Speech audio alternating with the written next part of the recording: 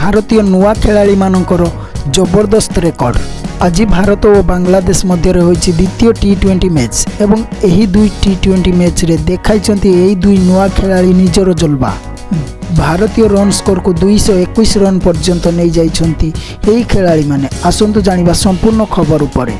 आजिर match रे बांग्लादेश प्रथम toss जीति बॉलिंग करिवार निष्पत्ति नैथिला एवं प्रथम इनिंग्स रे भारत जबरदस्त परफॉर्मेंस देखाइथिला, जेउथिरे नीतीश रेड्डी और रिंकू सिंह को देखा मिलता जबरदस्त जलवा।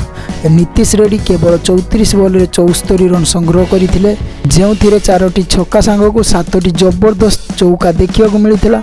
217 स्ट्राइक रेट रे छक्का चौका मारी नीतीश रेड्डी एवं एहीपरी रिंकू सिंह मध्य निजर जलवा देखाइथिले। से मध्य रिंकू सिंह मध्य अर्धशतकीय पारी खेलते, जो 29 बॉल रे 53 रन संग्रह करते। 5टी छक्का सांग को 3टी जबरदस्त चौका देखा मिलता। 182 स्ट्राइक रेट रे मैच खेलते रिंकू सिंह एवं हार्दिक पांड्या 19 बॉल रे 32 रन रे संग्रह करते, जो 2टी चौका सांग को 2टी छक्का देखा मिलता। एहीपरी भारत केवल 20 ओभर 9टी विकेट हराई 221 रन संग्रह करथिला एवं नीतीश रेड्डी और रिंकू सिंह को देखा मिलता घाइला बाघ भरी आक्रमण। उभयों रन स्कोर जो भारत 221 रन संग्रह करि पारिछि।